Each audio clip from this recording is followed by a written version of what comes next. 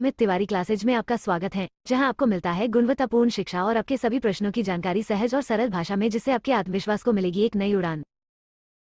YouTube और Google पर अभी जुड़े अमित तिवारी क्लासेस से और पेज को सब्सक्राइब कर ले। बेल टैब को दबाना ना भूले और लाइक और शेयर जरूर करें और पाएं पढ़ाई से संबंधित अपने सभी समस्याओं का समाधान।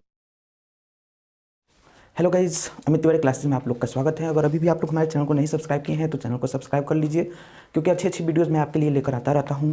चलिए अब मैं अपने विषय वस्तु पर आता हूं। तो अभी जो है फिलहाल मैं क्लास 10th बिहार बोर्ड का 2021 का प्रीवियस ईयर पेपर सॉल्व करा रहा हूँ। और आपको पता है बोर्ड एग्जाम वाले बच्चों के लिए प्रीवियस ईयर पेपर का बहुत महत्व होता है। अगर आप लगा लेते हैं तो बहुत अच्छा रहता है, इससे सेल्फ कॉन्फिडेंस भी आता है और प्रैक्टिस भी हो जाती है। तो चलिए अब हम लोग बिना समय गवाए अपने टॉपिक पे आते हैं। इससे पहले मैं 2 वीडियोज़ बना चुका हूँ। पहले वीडियोज़ में जो था मैंने 1 से 20 MCQ सॉल्व किया था, 20 क्वेश्चन का था पहला वीडियो। दूसरा वीडियो भी 20 क्वेश्चन का था, उसमें क्वेश्चन नंबर 21 से क्वेश्चन नंबर 40 सॉल्व किया गया था। अगर आप लोग नहीं देखे हैं तो जाकर के प्रीवियस दोनों वीडियो देख लीजिए, फिर इस वीडियो पर आइए। तो आज का जो है प्रश्न 41 से हम लोग स्टार्ट करते हैं। चलिए क्वेश्चन नंबर 41 आपको दिख रहा होगा। कह रहा है 45 और 60 का मसा बताइए। मसा है 45 और 60 का मसा हमें निकालना है। तो मसा हम 2-3 तरीक़ों से निकाल सकते हैं। इसके कई तरीके हैं। यूक्लिड ज्योमेट्री को भी हम लोग यूज़ करके बना सकते हैं, मसा निकाल सकते हैं। ऐसे नॉर्मल जो भाग देकर निकालते हैं वो भी हम लोग कर सकते हैं। और नहीं तो एक जो होता है 2 संख्याओं का गुणनफल n1 × n2, और ये जो होता है एलसीएम गुणे HCF होता है। इस फॉर्मूले को भी यूज़ कर करके आप बना सकते हैं, लेकिन हम सबसे इजी विधि से इसको बना रहे हैं। चलिए हम भाग विधि को चूज करते हैं। 45 हुआ और इधर हो गया 60। 45 एक मर्त में गया 45, यहाँ से हमें 15 शेष बचा 15, फिर 15 का भाग अब लगेगा 45 में, 15 तिहाई ये हो गया 45, यानी कि ये आपस में कट गया, यानी कि HCF बराबर हमारा हो गया 15। HCF हमारा 15 हो गया। अब ऑप्शन पे आते हैं तो ऑप्शन ए में 45 है, बी में 3, सी में 1 और डी में 15 है, यानी कि हमारा जो ऑप्शन हो गया ऑप्शन डी। आई थिंक आप लोग समझ आ रहा होगा। चलिए अगले प्रश्न पे आते हैं। क्वेश्चन नंबर 42 हम लोग देखते हैं। लिखा है बहुपद y² - 6y + 8 का घात है।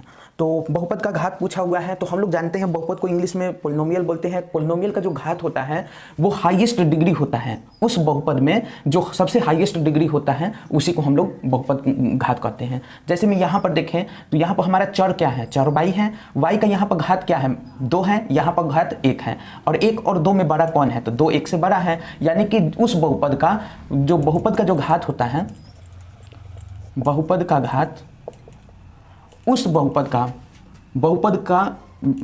में चर की सबसे अधिकतम घात ही बहुपद का घात कहलाती है। सबसे अधिकतम घात ही बहुपद का घात कहलाता है। सबसे अधिकतम घात यहाँ क्या है, 2 है। इसलिए हमारा जो आंसर हो जाएगा वो 2 हो जाएगा। चलिए ऑप्शन पे आते हैं। तो यहाँ पर आपको दिख रहा होगा option number A. Option A में ही 2 ऑप्शन 2 हैं, ऑप्शन ए। चलिए ये प्रश्न देखते हैं। Question number 43। इसमें कह रहा है 0.7 और 7 के ऊपर जो है बार है, इसका मान पूछा है। तो जो लोग इसको ट्रिक विधि से जानते हैं वो लोग बहुत ईजी से कर लिए होंगे। 0 है तो सबसे पहले हम इसको बनाते हैं रूल 1 से। रूल 1 जो शॉर्ट ट्रिक जो लोग जानते हैं वो 0 है तो 0 पूर्णांक लिख देंगे। 7 है 7 और बार का मतलब होता है बटे 9, तो ये कर देंगे। 9 से 0 से गुणा होगा, ये 0 हो जाएगा। 0 + 7 7 हो जाएगा, यानी कि 7/9 हम लोग का आंसर हो जाएगा। अब जो लोग ट्रिक को नहीं जानते हैं उन लोगों के लिए मैं दूसरा विधि बताता हूँ, जो बुक में विधि दिया हुआ है। तो सबसे पहले हम इसको लिख देंगे x = 0.7 ऊपर बार। अब इसको नेक्स्ट स्टेप में हम लिखेंगे 0.7 बार है तो ऊपर बार का मतलब होगा कि ये 7 7 7 इस तरह से रिपीट करता चला गया है। ठीक, अब इसे 10x, जब 10 का गुणा कर देंगे x में तो 10 का गुणा इधर भी हो जाएगा। 10 का गुणा इधर होने के बाद होगा 7.777, ये समथिंग इस तरह से चलता चला जाएगा। यानी कि इसको हम लिख सकते हैं 10x = 7 + 0.7777, ये डैश डैश डैश चला जाएगा। अब इसका मान ये x बराबर इतना है, ये मान लेते हैं कि हमारा समीकरण 1 है। तो क्या मैं x लिख सकता हूँ इस मान की जगह, तो वही हम करेंगे नेक्स्ट स्टेप में। 10x = 7 + x। अब इस x ये इस किनारे आया तो ये हो गया 10x - x = 7, यानी कि 9x = 7। x का मान जो हो जाएगा ये 7/9 हो जाएगा। और 7/9 अब ऑप्शन पे आते हैं। तो ऑप्शन नंबर ए में ही आपको दिखना है 7/9। तो इससे हमको मालूम चल गया ये हो गया हमारा ऑप्शन ए। आई थिंक आप लोग को बहुत अच्छा समझ में आ गया होगा। चलिए नेक्स्ट क्वेश्चन पे आते हैं। क्वेश्चन नंबर 44 को हम लोग आते हैं। यहाँ लिखा है f(x) बराबर x³ minus 5x² plus 2x plus 2। ठीक है, यहाँ f1 का मान हमें पूछा हुआ है, आपको दिख रहा होगा। चलिए, तो f1 मान पूछा है, यानी कि x की जगह हमें 1 से रिप्लेस कर देना है। x को 1 से रिप्लेस कर देना है, तो यानी कि x की जगह एक एक मान हम पुट कर देंगे। तो 1 का क्यूब हो गया माइनस 5 × 1 का स्क्वायर प्लस 2 × 1 प्लस 2। इसको हम लोग करेंगे तो 1 का क्यूब 1 होता है, माइनस इसको अगर हम लोग तोड़ेंगे तो 1 का स्क्वायर 1 और गुणे 5 5 हो गया, प्लस 2 × 1 ये 2 हो गया, प्लस 2 हो गया। यहाँ से हम लोग करेंगे तो ये जो है 1 2 ये 3 हो गया, 3 2 5, 5 में से 5 गया, 5 माइनस 5, यानी कि f1 का जो मान है ये हमें मान मिल गया 0। तो चलिए अब ऑप्शन पे आते हैं। ऑप्शन नंबर ए, यानी कि ऑप्शन नंबर ए में ही हमें 0 है, तो ऑप्शन ए हो गया सही। चलिए क्वेश्चन नंबर 45 पे आते हैं। 45 में कह रहा है π/3 है। तो ये एक बहुत ही कॉन्सेप्चुअल क्वेश्चन है और लोग गलती करने की इसमें संभावना बहुत ज़्यादा होती है। लोग क्या है कि पाई का मान 22/7 ले लेंगे और कह देंगे कि ये एक रेशनल नंबर है तो इसलिए ये हो जाएगा। नहीं, ये नहीं होता है। देखिए, जो पाई का जो रियल मान होता है ना 3.14, वो अशांत है, अशांत संख्या है। ठीक है, अशांत संख्या यानी कि टर्मिनेटिंग है, वो कटता नहीं है। ठीक, वो बहुत लंबा है पाई का मान, उसको हम लोग 22/7 से रिप्लेस करते हैं। ठीक है, यानी कि 22/7। लेकिन रियल में जो होता है पाई जो है एक अपरिमेय संख्या है। अपरिमेय संख्या यानी कि इरेशनल नंबर है, क्योंकि ये टर्मिनेटिंग है। ठीक है, अशांत है, तो अपरिमेय संख्या है, इसी को हम बोले तो इरेशनल नंबर है। तो चलिए हम लोग ऑप्शन में आते हैं।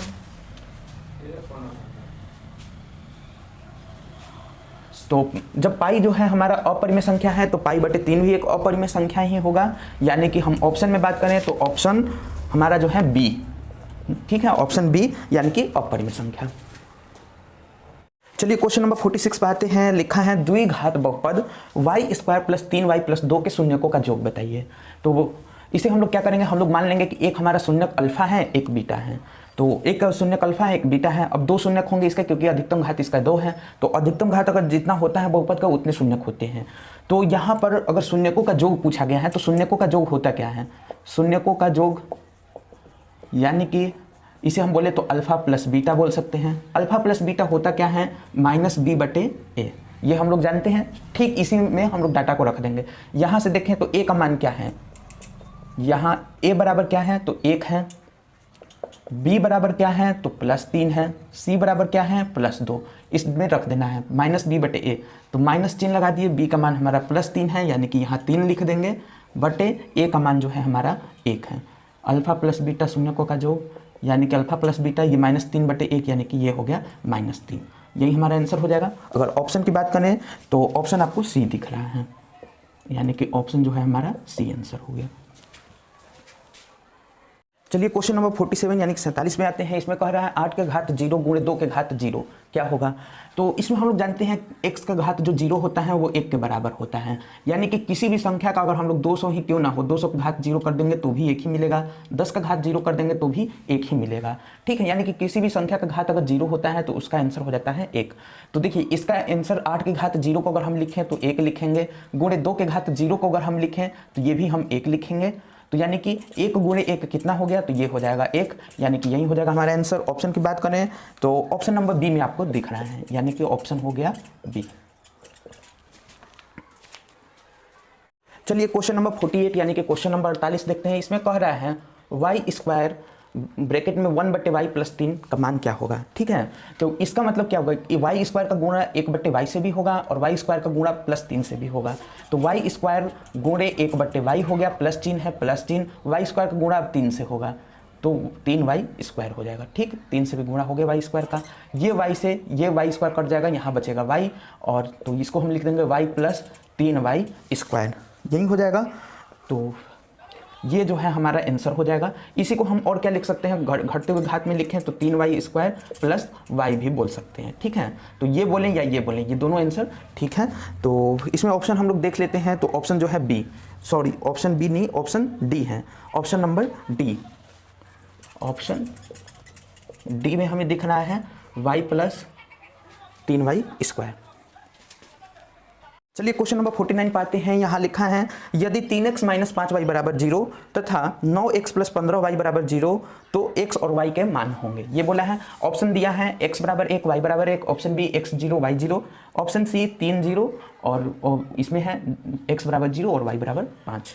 तो हम लोग क्या करेंगे, यहाँ पर हीट एंड ट्रायल विधि लगा देंगे, सबसे इजी रहेगा हमारे लिए। तो हीट एंड ट्रायल विधि से देख लेते हैं, x का मान रखेंगे, देखेंगे हम लोग समीकरण 1 में भी रखेंगे यही मान, समीकरण 2 में भी देखेंगे कि LHS बराबर RHS आ रहा है कि नहीं। तो चलिए पहला समीकरण में देखें तो 3 गुणे 1, x की जगह 1 लेना है, 1 ले लिए, माइनस 5 गुणे 1, तो 3 में से 5 घटा ये तो हो जाएगा -2, 0 के बराबर आया नहीं, तो पहला तो ऑप्शन होगा नहीं।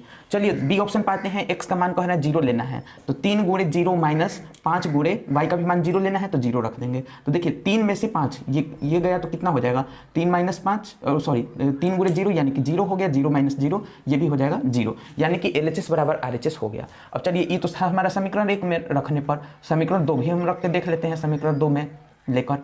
तो समीकरण 2 में कह रहा है 9x यानी कि 9 गुणे 0 रख लेना है x का मान, प्लस 15 गुणे 0 यानी कि 9 गुणे 0 ये हो गया 0, प्लस 15 गुणे 0 ये भी हो गया 0, 0 प्लस 0 ये हो गया 0, यानी कि ये देखिए यहाँ LHS RHS में 0 लाना था, LHS में रखे मान तो RHS में 0 आ गया, यानी कि हमें यहाँ से मालूम चल गया कि ऑप्शन बी है। लेकिन हम लोग सी डी को भी दिखा देते हैं आप लोग को चेक करके। यहाँ 3x है तो 3 गुणे 3 हो गया माइनस 5 गुणे 0, इसको अगर हम लोग करेंगे तो 3 के 9 माइनस 0 यानी कि ये हो गया 9, ये तो होगा नहीं।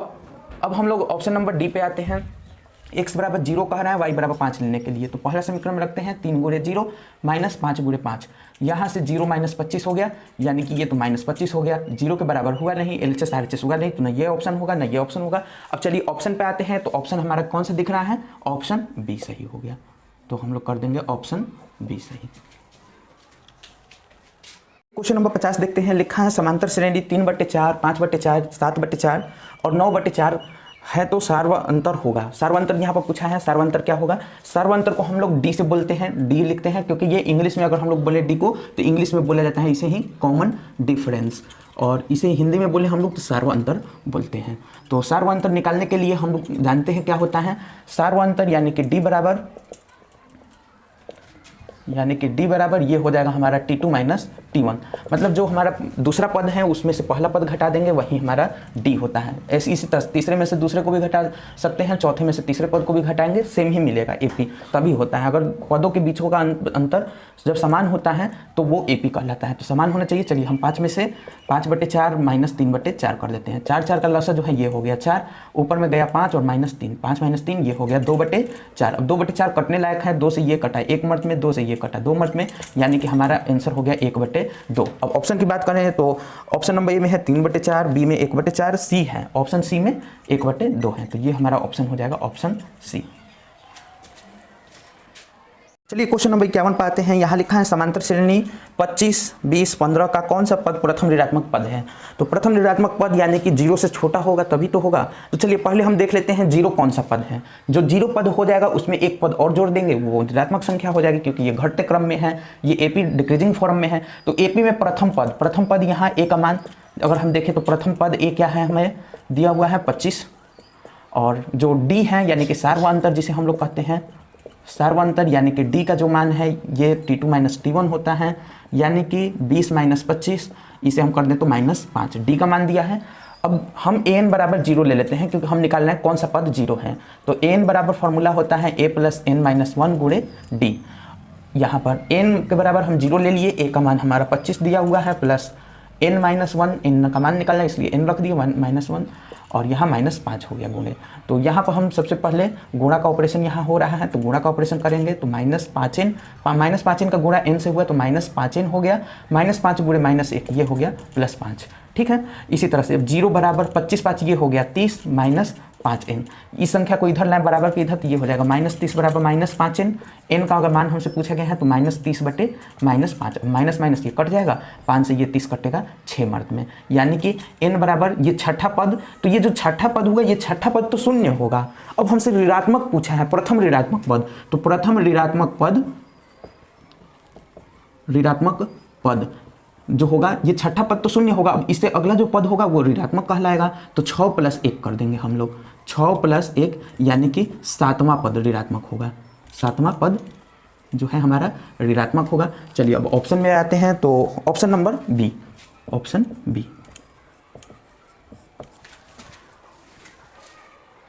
चलिए यहाँ पर पूछा गया है, देखते हैं क्वेश्चन नंबर 52 पूछा है, निम्नलिखित में से कौन सा समांतर श्रेणी में नहीं है। तो समांतर श्रेणी की हम परिभाषा जानते हैं। समांतर श्रेणी किसे कहते हैं? ऐसी श्रेणी जिसमें जो दो पदों के बीच में जो दूरी होती है, जो उसका मान होता है, जो अंतर होता है, वो समान होने चाहिए, जिसे हम लोग इंग्लिश में कॉमन डिफरेंस कहते हैं, हिंदी में बोले तो सार्व अंतर। अगर पदों के बीच की सार्व अंतर अगर समान है तो उसे हम लोग एपी कहते हैं। तो सेम कॉन्सेप्ट यहाँ पर लिखेंगे, सार्व अंतर बराबर, यहाँ निकाल के हम लोग देखते हैं सार्व अंतर। तो सार्व अंतर हमारा हो सकता है T2 माइनस T1। इसी तरह से ये किसके बराबर होना चाहिए? T3 माइनस T2 के बराबर होना चाहिए, और ये किसके बराबर होना चाहिए? T4 माइनस T3 के। तो एक दो मान ही हम रख करके चेक कर लेंगे इक्वल है कि नहीं। तो चलिए T2 का मान कितना है? A प्लस डी है, A प्लस डी माइनस ए हो गया, ठीक। इसी तरह से T3 का मान कितना है? A प्लस 2D, और T2 का मान कितना है? A प्लस डी, ठीक। इसी तरह से A plus 3D minus A plus 2D। इसको आप लोग काटिएगा तो A में से A ये कट जाएगा आपस में, ये हमें बचेगा D बराबर, यहाँ से जो है A से A ये वाला आपस में कट जाएगा, 2D माइनस डी, यहाँ से भी D बचेगा, यानी कि यहाँ से A है और ये वाला A कट जाएगा, यहाँ से भी 3D में से 2D घटेगा, D बच जाएगा। यानी कि जो पहला ऑप्शन है, पहला तो AP में है, और हम लोगों से पूछा है कौन AP में नहीं है, तो ये तो AP है, ये AP है, ठीक है। तो ये ऑप्शन तो होना नहीं है। चलिए अब अगला ऑप्शन भी हम लोग ट्राई करके देख लेते हैं। यहाँ पर √2 है, तो चलिए यहाँ पर हम √2 लिख दिए। √8 को हम क्या लिख सकते हैं? 2√2, और इसको √18 को हम क्या लिख सकते हैं? 3√2। इसी तरह से इसको हम क्या लिख सकते हैं? 32 को 4√2। तो हम लोग जानते हैं D बराबर हमारा क्या होना चाहिए? T2 माइनस T1 बराबर T3 माइनस T2 बराबर T4 माइनस T3।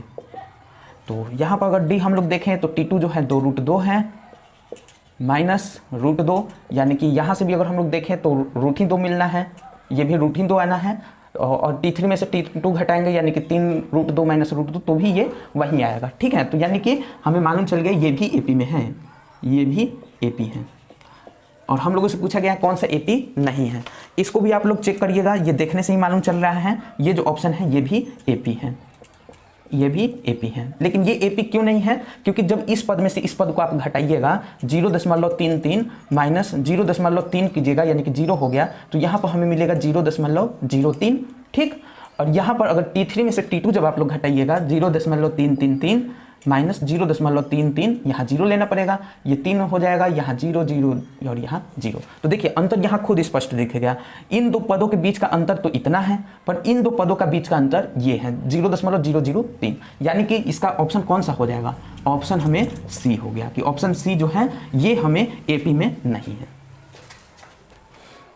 चलिए क्वेश्चन नंबर 53 पे आते हैं। हम लोग कह रहा है x अक्ष से बिंदु Q 3,6 की दूरी है, 3,6 की दूरी पूछ रहा है, और ये दूरी कहाँ से पूछा गया है? x अक्ष से पूछा गया है। चलिए x में हमें कितना चलना होगा? तो x में हमें 3 चलना है, क्योंकि पहला जो कोऑर्डिनेट होता है वो x को शो करता है, और दूसरा जो है निर्देशांक ज्यामिति में दूसरा जो है y को करता है। यानी कि x में 3 चलना है, 3 हम चले गए, y में 6 चलना है, यानी कि y में हम 6 यहाँ चले, और x में ये जो है बिंदु यहाँ, ये बिंदु जो है हमारी कहलाएगी 3,6। अब 3,6 हो गई, तो ये जो दूरी है यहाँ से हमें कैलकुलेट करना है। तो ये देखने से ही मालूम चल रहा है कि x में तो यहाँ भी 3 चला है, यहाँ भी 3, ये x तो बराबर है, y में अगर चल रहा हुआ तो कितना हो गया? y बराबर 6 यूनिट। देखने से भी मालूम चल रहा है। अगर ऐसे भी आप लोग नहीं पहचान पा रहे हैं, चलिए मैं फॉर्मूले पे निकाल देता हूँ। तो दूरी निकालना है किसके किसके बीच? तो ये जो पॉइंट है Q का बिंदु है ये 3,6 पे है। अच्छा, ये जो x अक्ष है बिंदु, x अक्ष ये किस पर है? तो 3,0, क्योंकि x में 3 चला है, y में 0 चला है, ये बिंदु को दर्शाए तो हम यही दर्शाएंगे। अब Q और x के अगर बीच की हम दूरी निकाल रहे हैं, Q और यहाँ इसे हम मान लेते हैं कि ये बिंदु x है, तो x के बीच की दूरी निकालेंगे। तो दूरी बराबर फॉर्मूला के लिए सबसे पहले हम लोग इसको लिख लेते हैं, ये जो है पहला है, तो इसको x1 बराबर हम ले लेंगे 3, y1 बराबर 6। इसी तरह से x2 बराबर 3, y2 बराबर 0। इस मान को हम रखेंगे किसमें? दूरी का फॉर्मूला लिख देंगे। ये होता है x2 माइनस x1 का square plus y2 minus y1 का स्क्वायर। तो x2 माइनस x1 यानी कि अंडर रूट में लिखें तो 3 माइनस 3 का स्क्वायर प्लस y2 यानी कि 0 माइनस 6 का स्क्वायर, यही हो जाएगा। 3 माइनस 3 यानी कि 0 का स्क्वायर प्लस माइनस 6 का स्क्वायर, यही हो जाएगा रूट में। यानी कि इसको हम लिखें तो अंडर रूट में 0 + 36 लिख दें, यानी कि रूट 36 जो है ये होता है 6 यूनिट के बराबर। तो इसको भी देख करके हम कह देंगे 6 यूनिट हमारा आंसर होगा, 6 यूनिट। अब ऑप्शन की बात करते हैं तो ऑप्शन इसमें हमें दिख रहा है 6 यूनिट के लिए जो ऑप्शन है ऑप्शन बी, यानी कि ये हमारा ऑप्शन हो गया ऑप्शन नंबर बी। चलिए क्वेश्चन नंबर 54 यानी कि 54 पे आते हैं। लिखा है बिंदु 4.5 और 6.5 किस पाद में स्थित हैं। किस पाद में, पाद जो है, पाद को हिंदी में और इसे बोले तो इसी को हम लोग चतुर्थांश भी बोलते हैं। चतुर्थांश इंग्लिश में बोले तो इसी को हम लोग क्वाड्रेंट बोलते हैं।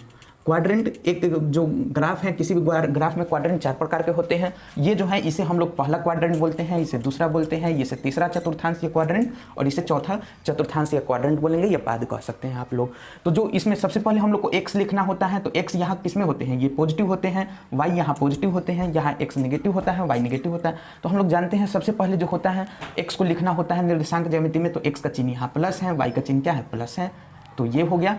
और इसको अगर हम लिखें तो इसमें x का माइनस है और यहाँ प्लस है।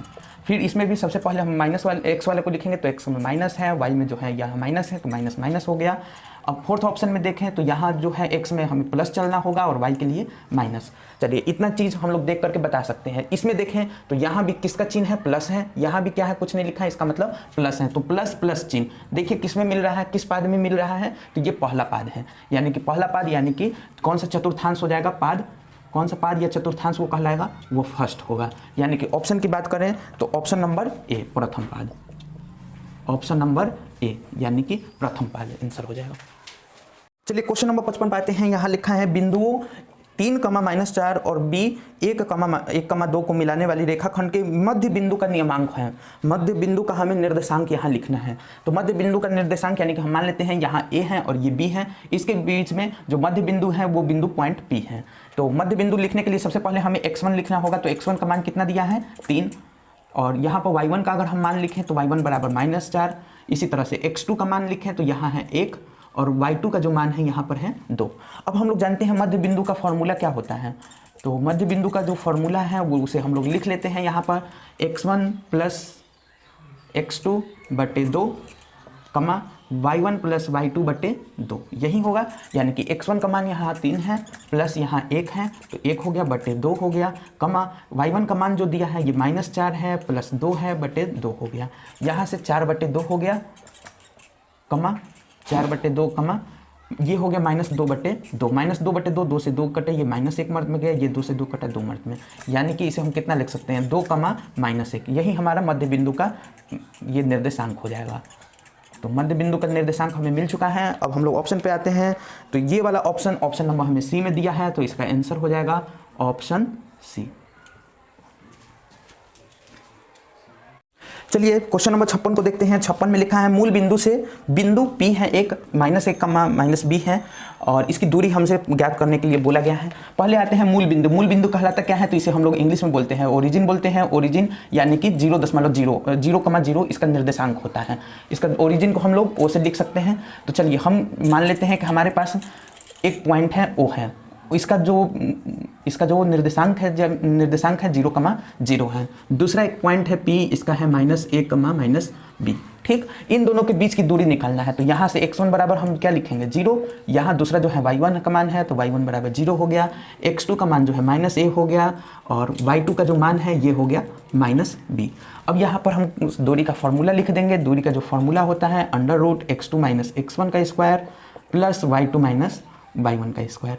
इस फॉर्मूले पर हम लोग करेंगे, करके देखते हैं। x2 जो है -a है, तो -a - 0 का स्क्वायर प्लस y2 यानी कि -b - 0 का स्क्वायर। अब इसको हम करें तो -a में से 0 घटा तो ये भी हो जाएगा -a ही, तो -a का स्क्वायर प्लस -b का स्क्वायर। अब -a का स्क्वायर ये प्लस हो जाएगा, यानी कि पॉजिटिव संख्या हो जाएगी, a स्क्वायर हो जाएगा प्लस b स्क्वायर। तो यानी कि जो दूरी होगी मूल बिंदु से, अगर दूरी पूछी गई है तो मूल बिंदु से जो दूरी होगी हमें मिलेगा a square plus b square.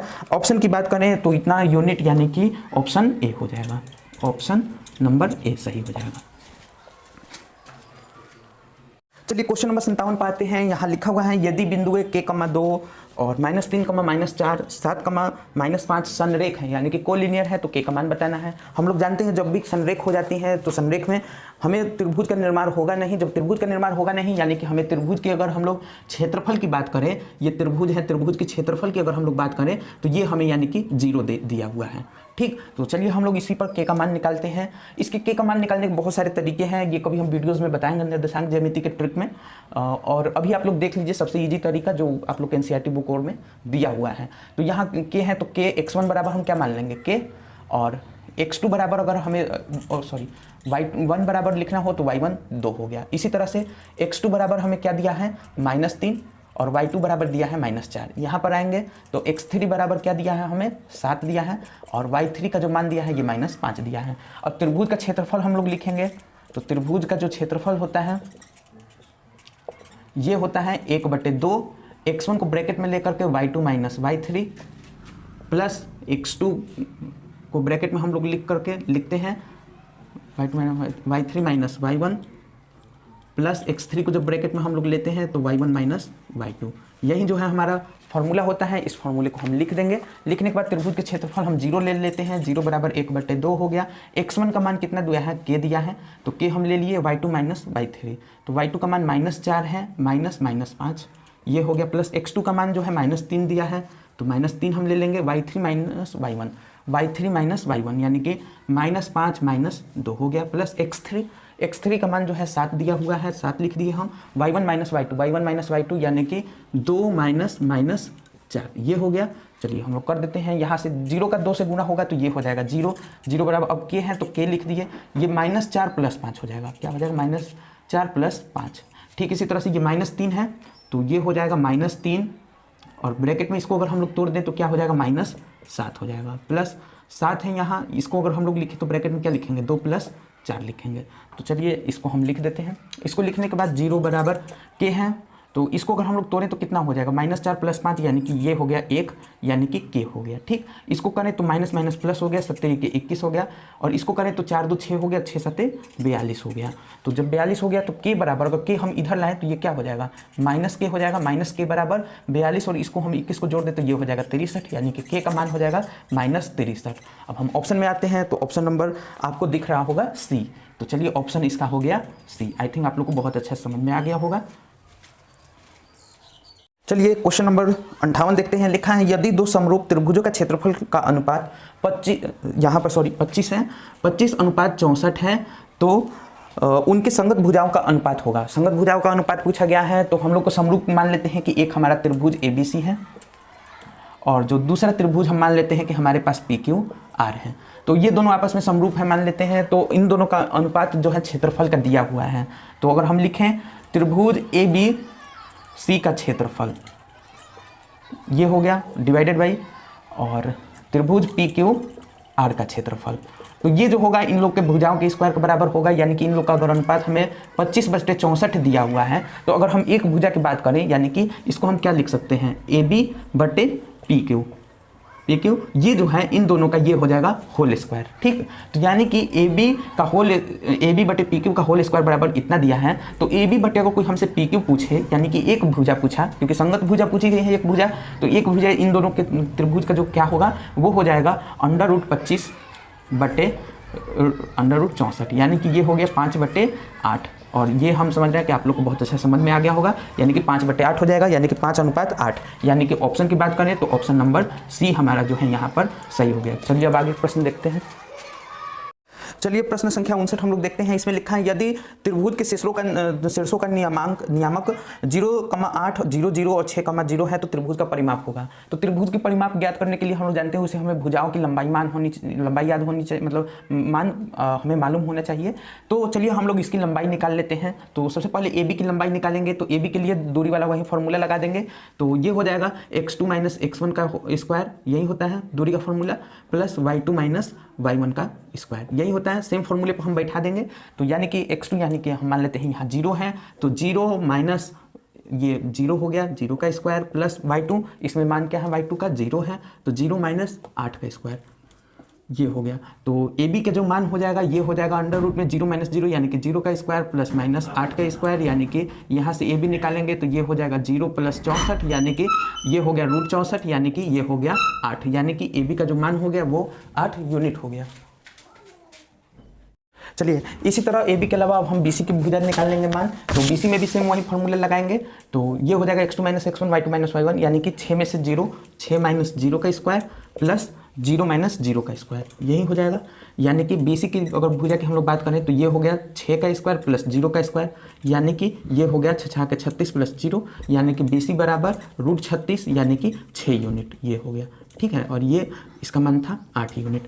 तो बी सी मान निकल गया। इसी तरह हम लोग सी ए का मान निकाल लेंगे। तो सी ए बराबर भी सेम हम लोग यही करेंगे, यानी कि अंडर रूट में ये 0 है, 0 माइनस 6 का स्क्वायर प्लस 8 माइनस 0 का स्क्वायर, यही हो जाएगा। यहाँ से आप लोग सी ए का मान निकाल लीजिए। तो सी ए का मान हम लोग निकालते हैं, ये हो गया माइनस 6 का स्क्वायर प्लस 8 का स्क्वायर, यानी कि 36 प्लस 64, 36 प्लस 64 यानी कि ये हो गया रूट 100 यानी कि ये हो गया 10 यूनिट। तो अब हम परिमाप की बात करें तो परिमाप क्या होती है, तीनों भुजाओं की जोग हो जाएगी। परिमाप त्रिभुज की परिमाप है तो 3 भुजा होती है, तीनों भुजाओं की जोग, यानी कि A B plus B C plus C A, यानी कि ए बी का मान कितना हम लोग निकाले हैं 8 यूनिट, इसका जो मान है बी सी का मान 6 यूनिट है और इसका मान है 10 यूनिट। 8 से 14, 14 10, ये हो गया कुल 24 यूनिट। तो ये हो जाएगा हम लोग का आंसर। चलिए ऑप्शन पाते हैं। तो यहाँ पर ऑप्शन नंबर सी हमें दिख रहा है, तो ये हो जाएगा आंसर ऑप्शन सी।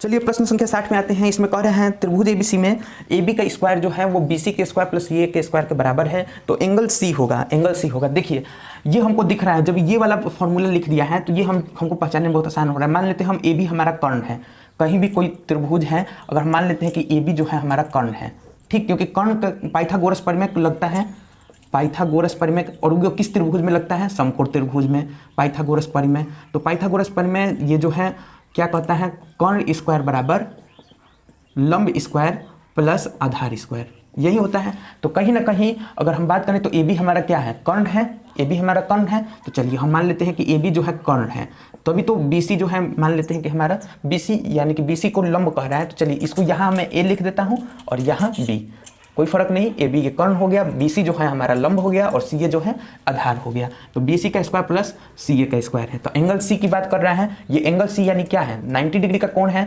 और वैसे भी हम लोग जानते हैं पाइथागोरस परिमेय तभी लगता है जब समकोण त्रिभुज हो। तो इससे मालूम चल गया कि हमारा एंगल सी जो है ये कितना डिग्री का है, 90 डिग्री का। तो ये हो गया आंसर। ऑप्शन की बात करें तो ऑप्शन जो है बी हो जाएगा, ऑप्शन बी। आई थिंक आप लोग को बहुत अच्छा समझ आ रहा होगा। तो इस प्रकार से आज हम लोग क्वेश्चन नंबर 41 से लेकर क्वेश्चन नंबर 60 20 प्रश्नों का सेट आज हम लोग कर चुके हैं। मेरा डेली वीडियो आ रहा है, इससे पिछला भी जो दो पार्ट में है उसको भी आप देख लीजिए। और आपको पता है इंपॉर्टेंस बोर्ड एग्जाम में प्रीवियस ईयर पेपर का बहुत अच्छा रोल होता है। तो आप लोग ध्यान दीजिए, हमारे क्लास से जुड़े रहिए और लोगों में ज़रूर शेयर कीजिए। खास करके जो लोग बोर्ड का एग्जाम दे रहे हैं वो लोग तो ज़रूर इस वीडियो को देखिए और अपने दोस्तों में शेयर कीजिए।